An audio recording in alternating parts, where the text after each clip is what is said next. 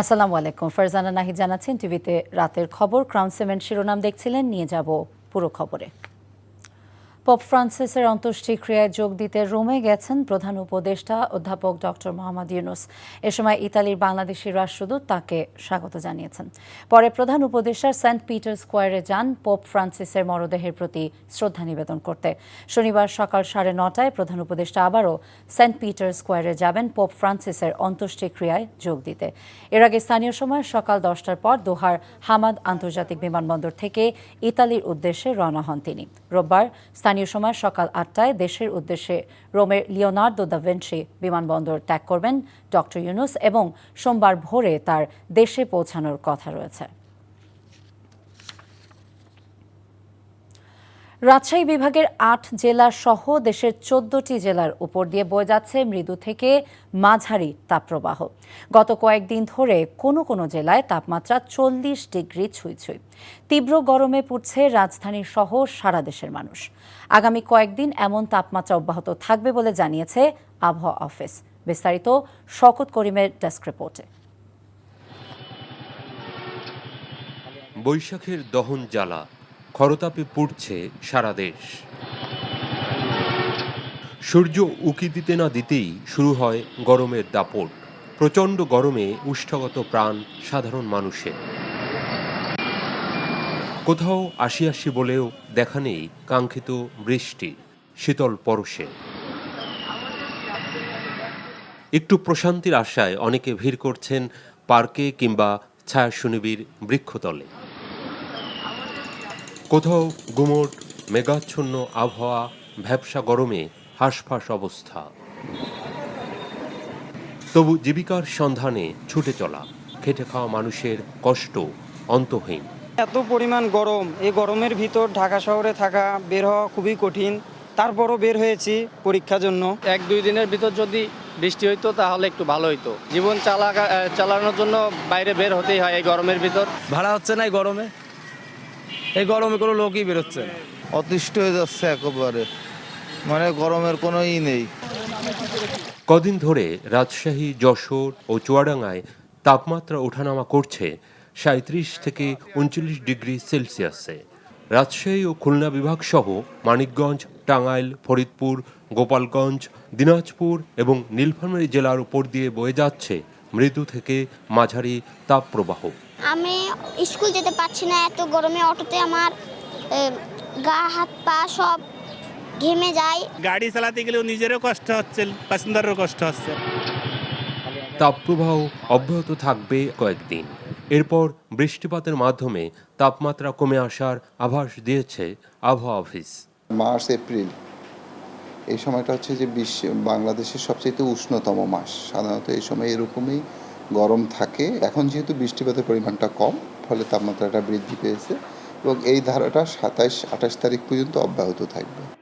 এদিকে হাসপাতালগুলোতে বাড়ছে ডায়রিয়া, হিট স্ট্রোক, পানি শূন্যতা ও ঘামজনিত সমস্যায় রোগীর সংখ্যা।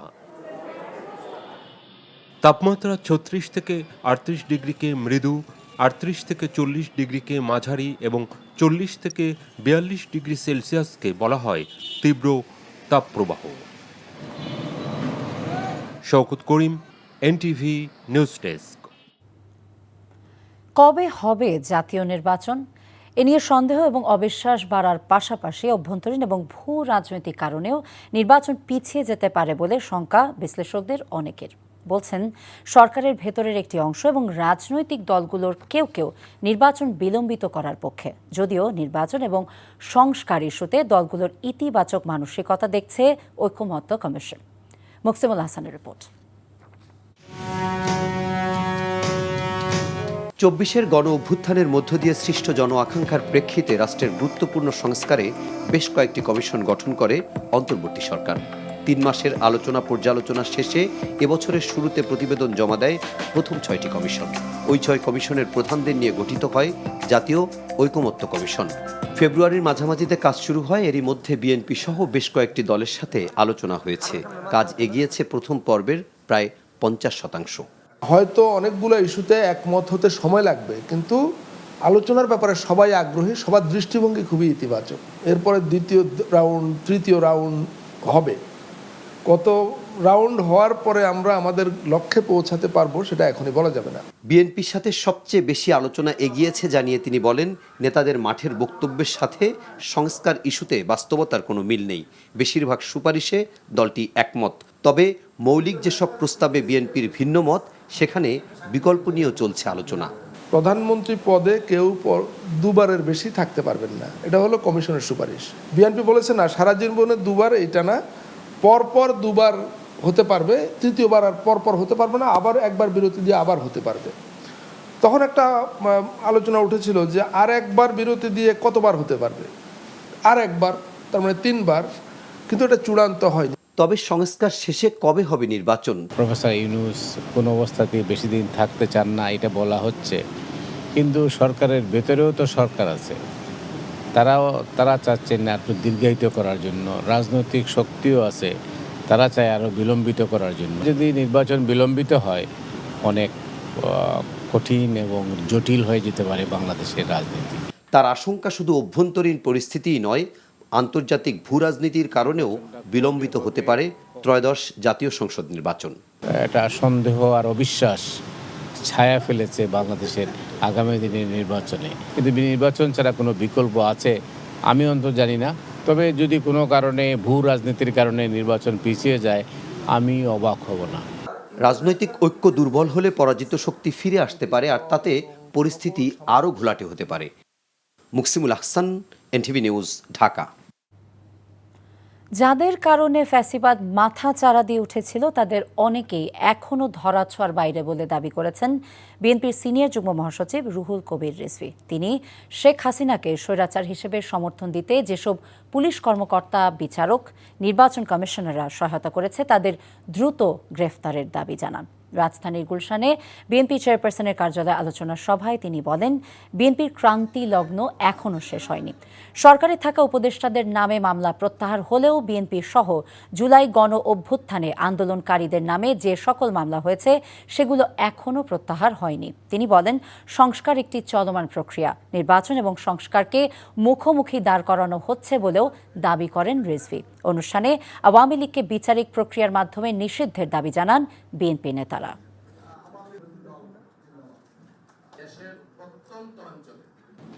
যে শেখ হাসিনার দোসররা যে সমস্ত ব্যবসায়ীর অপরাধ, তাদের বিচার করুন, কিন্তু তাদের প্রতিষ্ঠানগুলো বন্ধ করছেন কেন? সেখানে প্রশাসক বসান, সেখানে কোনো ব্যুরোক্র্যাটকে বসিয়ে সেটা চালু রাখেন, যাতে মানুষ ওখান থেকে ছাঁটাই না হয়, শ্রমিকরা, কর্মচারীরা ছাঁটাই না হয়। সংস্কার কি থাই পাহাড়ের মতো একটা স্থায়ী ব্যাপার যে এটা একবার হয়ে গেলে সব মিলে কথা বলে এটার আর পরিবর্তন করা যাবে না? এটা তো ডাইনামিক ব্যাপার, এটা তো চলমান প্রক্রিয়া, এটা তো হিমালয় পর্বতের মতো কোনো বিষয় না। জাতীয় নির্বাচনের আগে স্থানীয় সরকার নির্বাচনের দাবি জানিয়েছেন জামায়াতের আমির ডাক্তার শফিকুর রহমান। দীর্ঘ 17 বছর পর প্রকাশ্যে ময়মনসিংহ জেলা এবং মহানগর জামায়াতের এই কর্মী সম্মেলন, যা রূপ নিয়েছে বিশাল জনসভায়। সার্কিট হাউস মাঠে আয়োজিত সম্মেলনে জামায়াত আমির বলেন, বিভিন্ন জায়গায় স্থানীয় প্রতিনিধি না থাকার কারণে জনগণের ভোগান্তি হচ্ছে, তাই আগে স্থানীয় সরকার নির্বাচনের দাবি জানান তিনি। নারী অধিকার সংস্কারের নামে যে রিপোর্ট দেয়া হয়েছে তা বাতিলের দাবি জানান জামায়াত আমির। বর্তমান একটা নির্বাচন কমিশন হয়েছে, তারা বলেছেন ইতিহাসের সবচেয়ে ভালো নির্বাচন নাকি তারা উপহার দিবেন। আমরা তাদের একটু অ্যাসিড টেস্ট দেখতে চাই। স্থানীয় সরকার নির্বাচনটা দিন, আমরা দেখি আপনাদের সদিচ্ছা এবং সক্ষমতা কতটুকু। কোনো বিশেষ দল গোষ্ঠীকে সুবিধা দেওয়ার কোনো ধরনের সুপারিশ আমরা মানব না। সংস্কার ও নির্বাচনের টালবাহানা করে গণহত্যাকারী আওয়ামী লীগের বিচার আড়াল করা হচ্ছে অভিযোগ করে অবিলম্বে দলটির নিষিদ্ধের দাবি করেছে ইনকিলাব মঞ্চ। রাজধানীর শাহবাগে ইনকিলাব মঞ্চ আয়োজিত সমাবেশে বক্তারা জুলাই আগস্টে গণহত্যার দায়ের সংগঠন হিসেবে আওয়ামী লীগ নিষিদ্ধের দাবি জানান। 100 দিনের ভেতর জুলাই গণহত্যার দৃশ্যমান বিচার, পিলখানা হত্যার প্রতিবেদন জনসম্মুখে প্রকাশ সহ 4 দফা দাবি জানিয়েছে সংগঠনটি। জাতীয় নাগরিক পার্টির মুখ্য সংগঠক সার্জিস আলম অভিযোগ করেন, ভারতকে খুশি রাখতে আওয়ামী লীগকে নিষিদ্ধ করা হচ্ছে না, দেখানো হচ্ছে নানা কারণ। অন্তর্বর্তী সরকার গণহত্যার জন্য আওয়ামী লীগের বিচার না করলে শহীদদের রক্তের কাছে দায়বদ্ধ হয়ে থাকবে। এই যে হত্যাগুলো, এগুলোর বিচার হওয়া পূর্ব পর্যন্ত বাংলাদেশে অন্য কোনো কিছুর নাম নেয়া এই অন্তর্বর্তীকালীন সরকারের মুখে মানায় না। রাজনৈতিক দলগুলো আজকে সময়ের বিবেচনায় প্রতিযোগিতায় নেমেছে, আগে সংস্কার নাকি আগে নির্বাচন।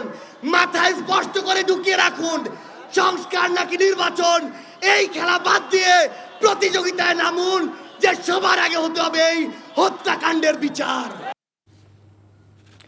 আওয়ামী লীগকে নিষিদ্ধের আগে আগামী নির্বাচন হতে দেওয়া হবে না বলে হুঁশিয়ারি দিয়েছে জাতীয় নাগরিক পার্টির যুগ্ম আহ্বায়ক সারওয়ার তুষার। বিকেলে রাজধানীর রামপুরা ব্রিজ প্রাঙ্গণে আওয়ামী লীগের বিচার এবং রাজনৈতিক কার্যক্রম নিষিদ্ধ, সংস্কার এবং গণপরিষদ নির্বাচনের দাবিতে বিক্ষোভ মিছিলে এসব কথা বলেন তিনি। রাজপথ এনসিপির নেতৃত্বে থাকবে জানিয়ে তিনি বলেন, আওয়ামী লীগ মাঠে নামতে চাইলে তাদের প্রতিহত করা হবে। সব দলকে আওয়ামী লীগ নিষিদ্ধের বিষয়ে সোচ্চার হবার আহ্বানও জানান এনসিপির সদস্যরা। 3 মাসের ভেতর নির্বাচন আয়োজন সম্ভব দাবি করে বিপ্লবী ওয়ার্কার্স পার্টির সাধারণ সম্পাদক সাইফুল হক বলেছেন, অনির্বাচিত সরকার বেশি দিন ক্ষমতায় থাকলে বহুমাত্রিক বিপদের আশঙ্কা তৈরি হয়। রাজধানী ইঞ্জিনিয়ার্স ইনস্টিটিউশনের সংগঠনটির সম্মেলনে তিনি একথা বলেন। জুলাই-আগস্ট গণহত্যার বিচার ত্বরান্বিত করতে প্রয়োজনে ট্রাইব্যুনালে প্রসিকিউশনের সংখ্যা বাড়াতে পরামর্শ দেন তিনি। 8 মাস পেরিয়ে গেলেও সরকার দৃশ্যমান সংস্কার করতে পারেনি জানিয়ে তিনি যেসব ব্যাপারে রাজনৈতিক দলগুলোর ঐক্যমত্য আছে সেসব বিষয়ে নির্বাহী আদেশে সংস্কার শুরু করার জন্য আহ্বান জানান। সরকারের সদিচ্ছা থাকলে ডিসেম্বর এমনকি তার আগেও নির্বাচন দেওয়া সম্ভব উল্লেখ করে আগামী 2 থেকে 3 মাসের মধ্যে প্রশাসনকে ঢেলে সাজানোর কথা বলেন তিনি। রাজধানীর গাবতলী স্থায়ী পশুর হাটের ইজারা নিয়ে গড়িমসি করছে ঢাকা উত্তর সিটি কর্পোরেশন। সর্বোচ্চ দরদাতাকে ইজারা না দিয়ে বেআইনিভাবে স্থানীয় লোকবল আর সিটি কর্পোরেশনের নামমাত্র কিছু কর্মী দিয়ে ঈদ পর্যন্ত খাস আদায়ের সিদ্ধান্ত জানিয়েছে ডিএনসিসি। নিজ ক্ষমতা বলে এমন সিদ্ধান্ত নিয়েছেন সংস্থাটির প্রশাসক মোহাম্মদ এজাজ। এতে বিপুল রাজস্ব হারানো সহ দুর্নীতিগ্রস্ত কর্মকর্তাদের অর্থ আত্মসাতের সুযোগ তৈরি হয়েছে। এমন সিদ্ধান্তের বিরোধিতা করায় 2 কর্মকর্তাকে বদলিও করা হয়েছে। নাজিবুর রহমানের রিপোর্ট, ছবি তুলেছেন ইউনুস আলী। গাবতলী পশুর হাটের সবশেষ ইজারা চুক্তি শেষ হওয়ায় গত 3 মার্চ নতুন ইজারা চেয়ে বিজ্ঞপ্তি প্রকাশ করে ঢাকা উত্তর সিটি কর্পোরেশন। মূল্যায়ন কমিটি সর্বোচ্চ দরদাতা মেসার্স আরাত মোটরকে 22 কোটি 25 লাখ টাকায় 1 বছরের জন্য হাট দেওয়ার সুপারিশ করে। তবে প্রক্রিয়াগত ভুল দেখিয়ে ওই টেন্ডার বাতিল করেন প্রশাসক মোহাম্মদ এজাজ। এখন তো ঈদ চলে আসছে, যেহেতু এটা হচ্ছে না, এখন আমরা সরাসরি করব এটা। তবে নীতিমালা বলছে পরপর 3 বার সরকারি দর না পেলেই কেবল এই সিদ্ধান্ত নিতে পারবেন তিনি। অথচ নিয়মের কোনো তোয়াক্কাই করেননি উত্তরের প্রশাসক। টেন্ডারের ভুল ছিল যে টেন্ডারিং যখন হয় তখন এটা ওয়েবসাইটে দিতে হওয়ার কথা ছিল, আমাদের ওয়েবসাইটে দেওয়া হয়নি। এটা প্রকিউরমেন্টের যে নিয়ম, সেই নিয়মে ভুল ছিল, প্রসিডিংয়ে ভুল ছিল। ডিএনসিসির নথি বলছে বিজ্ঞপ্তি প্রকাশের জন্য গত মার্চ মাসেই অনুরোধ পাঠানো হয়েছিল সিপিটিউতে। ইজারাতে পিপিএপিপিআর অনুসরণ হয় না, সুতরাং ইজারাতে সিপিটিউর ওয়েবসাইটে বিজ্ঞপ্তি, দরপত্রে বিজ্ঞপ্তি দেওয়াও ম্যান্ডেটরি নয়। কাদের দিয়ে পরিচালিত হচ্ছে গাবতলী পশুর হাট জানতে গাবতলী হাটে এনটিভি টিম। দেখা যায় দরপত্রে সর্বোচ্চ দরদাতার পরিবর্তে 3য় সর্বোচ্চ দরদাতা সাইদুল ইসলামের লোকজনের খবরদারি। স্বেচ্ছাসেবক হিসেবে কাজ করে নিয়মিত দৈনিক 700 টাকা ভাতা পাচ্ছেন উত্তর সিটি কর্পোরেশন থেকে। 2 জন কেশিয়ার রাতে বসে, 2 জন রাইডার রাতে বসে, আর আমরা দিনে বসে 3 জন, 2 জন কেশিয়ার, 1 জন রাইডার। কেশিয়াররা 700 করে নেই, হ্যাঁ, আর রাইডাররা 500। হ্যাঁ, আমরা সব সাজু। তথ্য বলছে 15 থেকে 20 এপ্রিল মাত্র 5,45,000 টাকা আদায় হয়েছে গাবতলী পশুর হাট থেকে। টেন্ডার বাতিল হওয়ায় সপ্তাহে অন্তত 35 লাখ টাকা লোকসান গুনছে ডিএনসিসি। সর্বোচ্চ দরদাতা হয়েও ইজারা না পাওয়ায় আইনের আশ্রয় নেওয়ার কথা বলছে আরাত মোটর। আমাদেরকে পয়লা বৈশাখে বুঝিয়ে দেওয়ার কথা, আমাদেরকে বুঝিয়ে দেয় নাই, বরঞ্চ আমাদের কোনো চিঠিও দেয় নাই, বা আমাদের হাট দিবে বা দিবে না এই ধরনের আমরা কোনো সিটি কর্পোরেশন থেকে কোনো আমরা চিঠিপত্র পাইনি। এখানেই শেষ নয়, প্রশাসকের সিদ্ধান্ত নিয়ম বহির্ভূত মন্তব্য করায় মূল্যায়ন কমিটির 2 সদস্যকেও বদলি করা হয়। কোনো বিশেষ মহলকে সুবিধা দেওয়ার জন্য এই পথ অনুসরণ করা হচ্ছে কিনা সেটা খতিয়ে দেখা দরকার এবং এটার জবাবদিহি নিশ্চিত করা অপরিহার্য বলে মনে করছি। বিগত বছরগুলোতে দরপত্রের মাধ্যমে স্থায়ী ও অস্থায়ী পশুর হাটগুলো ইজারা দেয়া হলেও এবারের আশঙ্কা গাবতলী পশুর হাটের মতোই খাস আদায়ের প্রক্রিয়ায় পড়তে যাচ্ছে অন্য হাটগুলো। Najibur Rahman, NTV news, Dhaka. এবারে জব্বারের বলি খেলার খবর। চট্টগ্রামের ঐতিহ্যবাহী আব্দুল জব্বারের বলি খেলায় দ্বিতীয়বারের মতো চ্যাম্পিয়ন হয়েছেন কুমিল্লার বাঘা শরীফ, আর রানার্স আপ হয়েছেন একই জেলার মোহাম্মদ রাশেদ। বলি খেলাকে ঘিরে 3 দিনের বৈশাখী মেলা হয়ে উঠেছে এই অঞ্চলের প্রধান উৎসব। উৎসবকে ঘিরে নগরীর লালদিঘি চত্বরে নেমেছে হাজারো মানুষের ঢল। চট্টগ্রাম থেকে আরিজ আহমেদের পাঠানো রিপোর্ট, ক্যামেরায় ছিলেন সুমন গোস্বামী। শুক্রবার বিকেলে ঐতিহাসিক লালদিঘি মাঠে শুরু হয় বলি খেলা। 90 জন বিভিন্ন বয়সী বলি এতে অংশ নেন। শুরু থেকে লালদিঘির মাঠ এবং আশপাশ ছিল কানায় কানায় পূর্ণ। প্রচণ্ড তাপ প্রবাহের মধ্যে খেলা উপভোগের পাশাপাশি তুমুল হাততালিতে বলিদের উৎসাহ যোগান নানা বয়সী মানুষ। প্রথম রাউন্ড শেষে কোয়ার্টার ফাইনালে ওঠেন 8 জন। এর মধ্য থেকে জয়ী 4 জন সেমিফাইনালে মুখোমুখি হন। অবশেষে আসে সেই মহেন্দ্রক্ষণ। ফাইনালে গত বছরের মতো মুখোমুখি হন শরীফ এবং রাশেদ। 31 মিনিটের এই দ্বৈরথে কেউ কাউকে ছাড় দেননি। তবে কৌশলগত ব্যবধানে এগিয়ে থাকায় শরীফকে জয়ী ঘোষণা করা হয়। সারা বাংলাদেশের মানুষের দোয়া আছে বিল্লাহ। হ্যাঁ, আমি আজকেও 25 সালে আমি আজকেও চট্টগ্রাম চ্যাম্পিয়ন হয়েছি, তো টানা চ্যাম্পিয়ন। তো আমার তো অনেক খুব আনন্দ লাগতেছে। গেছ বছর আমি এখানে খেলছি 14 মিনিটের মতো খেলা হয়েছে। ও বলতেছে ভাই আমাকে জিতাই দে। আমি জিতাই দিছি। আজকে 1 ঘন্টার মতো খেলা হয়েছে, আমার কোনো ফিট লাগছে আমরা দেখছেন না। তাহলে রেফারি কিভাবে এটা ডিসিশন দিল, ও জিতে গেছে। খেলা শেষে পুরস্কার বিতরণ করেন city mayor doctor Shahadat Hossain. Abdul জব্বারের বলি খেলাকে আরও সমৃদ্ধ এবং ঐতিহ্য রক্ষায় আগামীতে এ খেলা বিশ্ব ঐতিহ্যে অন্তর্ভুক্ত করার দাবি জানান তিনি। মেয়র হিসাবে ঘোষণা দিতে চাই, আমি দাবি করতে চাই এই ধরনের 116 বছরের হেরিটেজ, এই ধরনের একটা বলি খেলা ওয়ার্ল্ডের কোথাও নেই। কাজে এটাকে গ্রিনিস বুকস রেকর্ডে স্থান দেওয়া উচিত বলে আমি মনে করি। প্রতি বছর বাংলা 12ই বৈশাখ এই বলি খেলা অনুষ্ঠিত হয়। খেলাকে ঘিরে লালদিঘির আশপাশে এলাকায় বসে বৈশাখী মেলা। NTV news desk. Sylhet Osmani আন্তর্জাতিক বিমানবন্দরে যাত্রীর পরিহিত কাপড় পুড়িয়ে 1 কেজিরও বেশি স্বর্ণ জব্দ করেছে এনএসআই এবং কাস্টমস সদস্যরা। আটক করা হয়েছে যাত্রী আলিমউদ্দিনকে। বিমানবন্দর কর্তৃপক্ষ জানায় সকাল 9:30টায় দুবাই থেকে আসা একটি ফ্লাইটের যাত্রী ছিলেন আলিমউদ্দিন। সন্দেহ হলে তার শরীর তল্লাশি করেন কর্মকর্তারা। তারা দেখতে পান আলিমউদ্দিন স্বর্ণ গলিয়ে তা কাপড়ে প্রলেপ করে দিয়েছেন। সেই কাপড় পরেই তিনি বিমানের যাত্রী হয়ে দেশে ফেরেন। কাস্টমস কর্মকর্তারা পরে কাপড় পুড়িয়ে স্বর্ণ গলিয়ে তা উদ্ধার করেন, যার পরিমাণ প্রায় 1 কেজি। নারী সংস্কার কমিশন বাতিল চেয়ে বিক্ষোভ করেছে ইসলামপন্থী দল খেলাফত মজলিস। বাদ-জুম্মা বাইতুল মোকাররম মসজিদের উত্তর গেটে সংস্কার কমিশনের সুপারিশগুলো প্রত্যাখ্যান করে বিক্ষোভ করা হয়। ইসলামী স্কলারদের অন্তর্ভুক্ত করে নতুন করে কমিশন গঠনের দাবিও জানানো হয়। সুপারিশগুলো বাস্তবায়ন হলে বিভিন্ন সামাজিক এবং পারিবারিক সমস্যা দেখা দিবে বলেও জানান দলটির আমির মাওলানা আহমেদ আলী কাশেমি। বলেন, নারী বিষয়ক সংস্কার কমিশনের দাবিগুলো ইসলাম বিদ্বেষী। প্রধান উপদেষ্টার কাছে নারী সংস্কার কমিশন প্রতিবেদন জমা দেওয়ার পর ধর্মীয় নেতাদের মধ্যে এ নিয়ে সমালোচনা শুরু হয়। এ সময় ভারতের চলমান মুসলিম নির্যাতন বন্ধেও বিক্ষোভ হয়। পরে একটি মিছিল বাইতুল মোকাররম থেকে শুরু হয়ে পল্টন মোড়ে গিয়ে শেষ হয়। উত্তর সিটি এখন রাজনৈতিক প্রভাবমুক্ত জানিয়ে ডিএনসিসির প্রশাসক বলেছেন, আগের আমলের দুর্নীতি অনিয়ম কাটিয়ে জনভোগান্তি কমাতে স্বাধীনভাবে কাজ করছেন প্রকৌশলীরা। সকালে বেরাইদ এলাকায় উন্নয়ন কাজ পরিদর্শন শেষে তিনি বলেন, উত্তরের 18টি ওয়ার্ডে সমস্যা অনেক বেশি। এসব ওয়ার্ডে শুধু হোল্ডিং ট্যাক্স নেওয়া হচ্ছে জানিয়ে তিনি বলেন, বেরাইদ এলাকায় 19 কিলোমিটার রাস্তা প্রক্রিয়াধীন আছে।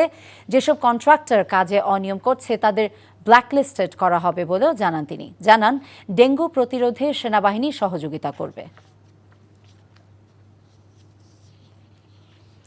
সরকারি কর্ম কমিশন পিএসসির সংস্কারের দাবিতে অনশনে বসেছেন সরকারি চাকরি প্রত্যাশীরা।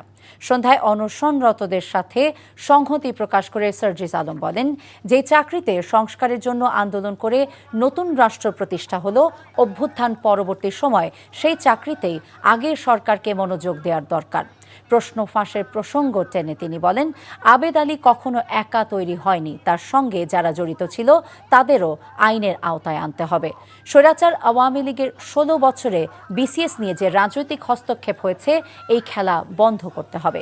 যারা চাকরির পরীক্ষার প্রশ্ন পেয়ে সুবিধা নিয়েছে তাদের শাস্তি নিশ্চিত করার দাবি জানান তিনি। আগামীতে সকলকে সাথে নিয়ে একতাবদ্ধ থেকে এগিয়ে যাবার প্রত্যয়ে ঢাকা কলেজের প্রাক্তন শিক্ষার্থীদের ঈদ পুনর্মিলনী অনুষ্ঠিত হয়েছে। রাজধানীর উত্তরায় আশুলিয়া বোট ক্লাবে এই পুনর্মিলনী অনুষ্ঠিত হয়। আগামী দিনে সবাইকে সাথে নিয়ে একটি ক্লাব নির্মাণেরও উদ্যোগ গ্রহণ করেছেন প্রাক্তন শিক্ষার্থীরা। এ সময় তারা প্রত্যাশা ব্যক্ত করেন একে অপরের সহযোগিতায় আগামীর বাংলাদেশে যে যার অবস্থান থেকে দেশের প্রতি অবদান রাখবেন। প্রাক্তন শিক্ষার্থীরা প্রত্যাশা করেন ঢাকা কলেজের ঐতিহ্য অক্ষুণ্ণ রেখে আরও বেশি অর্জনের পালক যুক্ত করবেন বর্তমান শিক্ষার্থীরা। দূষণমুক্ত পরিবেশ এবং টেকসই ভবিষ্যৎ নির্মাণে দক্ষিণ এশিয়ার প্রথম পরিবেশ বান্ধব এবং বায়ু দূষণ প্রতিরোধী পেইন্ট নিয়ে এসেছে বার্জার পেইন্টস প্রতিষ্ঠান। বিকেলে রাজধানীর আগারগাঁওয়ে বিশ্ব ধরিত্রী দিবস উপলক্ষে বার্জার পেইন্টস বাংলাদেশ লিমিটেড এবং পরিবেশবিদ ইনস্টিটিউট বাংলাদেশ এক সেমিনারের আয়োজন করে। টেকসই এবং নিরাপদ দেশ বিনির্মাণে অ্যান্টি পলিউশন পেইন্ট হিসেবে বার্জারের ইকো কোট পেইন্ট অন্যতম ভূমিকা রাখবে বলে আশা প্রকাশ করেন প্রতিষ্ঠানটির chief of R&D ASM Obaidullah Mahmud. এছাড়া পরিবেশের সুরক্ষা এবং জনস্বাস্থ্যের উন্নয়নে প্রতিষ্ঠানটির কর্মপরিকল্পনা এবং বিভিন্ন উদ্যোগের কথাও জানান তিনি।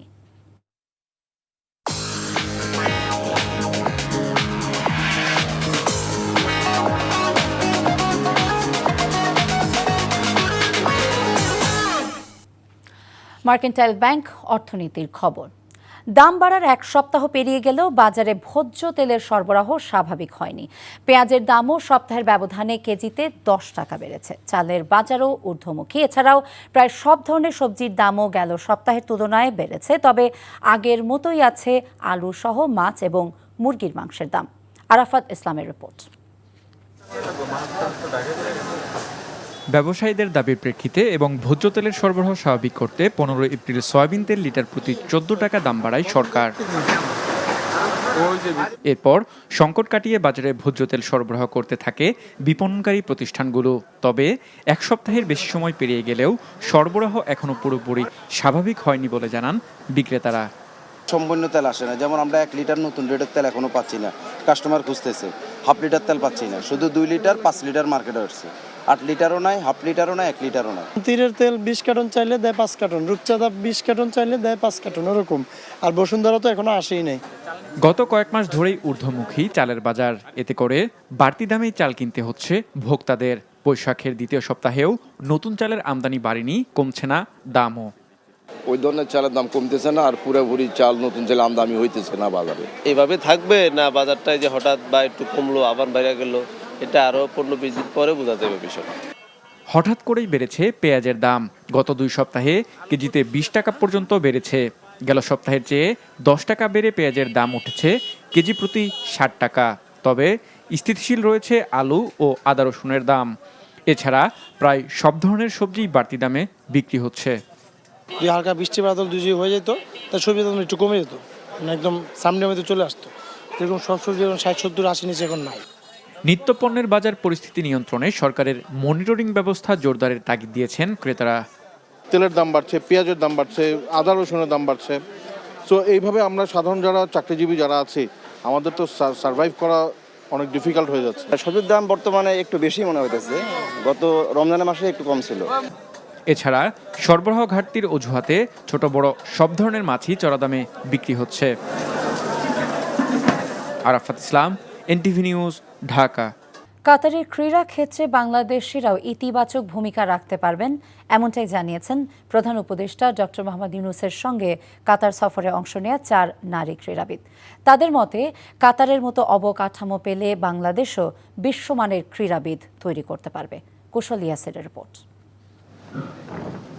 প্রধান উপদেষ্টার কাতার সফরের মধ্যমণি ছিলেন বাংলাদেশের 4 নারী ক্রীড়াবিদ, ফুটবলার আফিদা খন্দকার, শাহিদ আক্তার রিপা এবং ক্রিকেটার সুমাইয়া আক্তার ও শারমিন সুলতানা। কাতারের নানা ইভেন্টের অংশ নেয়ার পাশাপাশি ঘুরে দেখেন দেশটির ক্রীড়াক্ষেত্রের নানা অবকাঠামো। ক্রীড়াক্ষেত্রে দু দেশের মেলবন্ধনে দারুণ কিছু সম্ভব। কাতার থেকে দেশে ফিরে এমনটাই জানিয়েছেন তারা। অনুভূতিটা একদম স্বপ্নের মতো ছিল, কারণ যেখানে আর্জেন্টিনা ওয়ার্ল্ড কাপ হাতে নিয়ে উল্লাস করছে, তো ওই মাঠে গিয়ে আমরা মাঠটা দেখতেছি, তো তখনই মাথার মধ্যে আসছিল যে চোখের সামনে ভাসতেছিল যে আর্জেন্টিনা ওয়ার্ল্ড কাপ নিয়ে মেসি একটু করে আগায় গিয়ে উল্লাস করছে। তো এটা আমাদের কাছে স্বপ্নের মতোই লাগছে। প্রপার ইউজ করতেছে, যে কতটা আগে গেছে, যে প্রপার ইউজ করতেছে, যে একটা ফুটবল মাঠ ওইটা পিচ কাভারটা উঠিয়ে দিয়ে ওখানে সুইমিং, তারপরে অন্যান্য টেবিল টেনিস, বাস্কেটবল খেলাগুলো হচ্ছে। আর ওখানকার যে স্টুডেন্টদের দেখলাম যে একটা একাডেমিতে ফুল স্কলারশিপ। কাতার ফাউন্ডেশনের সিইও শেখ হিন্দ বিনতে হামাদ আল থানির পক্ষ থেকে উন্নত আবাসন ব্যবস্থা, জিমনেশিয়াম তৈরি সহ নানা প্রতিশ্রুতি পেয়েছে বাংলাদেশ। আগামী দিনে ক্রীড়া ক্ষেত্রে দু দেশের সম্পর্ক আরও মজবুত হবে বলে জানান সফরে থাকা প্রধান উপদেষ্টার প্রেস উইংয়ের এই সদস্য। আমাদের এই ক্রীড়াবিদরা সেই সফরে যাওয়াতে তাদের নিয়ে একটা আলাদা আগ্রহের সৃষ্টি হয়েছে এবং আলোচনাগুলো তাদের নিয়ে শুরু হয়েছে। আমরা মনে করি যে এটা একটা শুরু। মাননীয় প্রধান উপদেষ্টা সরাসরি নিজে কথা বলেছেন কাতারের যারা স্পোর্টস কর্মকর্তা আছে, এবং আপনারা সবাই এটাও জানেন যে কাতার ফাউন্ডেশন আসলে স্পোর্টসের জন্য কতটা বড় ফ্যাক্টর গ্লোবালি। তারা সারা বিশ্বেই বিশ্বের ক্রীড়াঙ্গনের অনেক ক্ষেত্রে তাদের বিনিয়োগ আছে, এবং আমরা বিশ্বাস করি যে এই সফরের মধ্যে দিয়ে তাদের সাথে যে যোগাযোগটা স্থাপিত হলো, এই যোগাযোগের ধারাবাহিকতায় ভবিষ্যতে আমরা তাদের কাছ থেকে ক্রীড়াক্ষেত্রে অন্তত খুব সিগনিফিক্যান্ট কিছু সহযোগিতা পাবো। কাতারের সহযোগিতা বাংলাদেশের সব ধরনের খেলায় কাজে লাগতে পারে বলে মনে করেন আফিদা সুমাইয়ারা। কুশল ইয়াসির, এনটিভি নিউজ, ঢাকা। এই ছিল রাতের খবরে। এই খবরের ভিডিও আপডেট জানতে ভিজিট করুন এনটিভি অনলাইন www.ntvbd.com। এছাড়া এনটিভি জনপ্রিয় সব অনুষ্ঠান এবং খবরের আপডেট জানতে ভিজিট করুন আমাদের ইউটিউব এবং ভেরিফাইড ফেসবুক পেজ। রাত 1টায় মধ্যরাতের খবর দেখার আমন্ত্রণ রইল। সবাইকে ধন্যবাদ।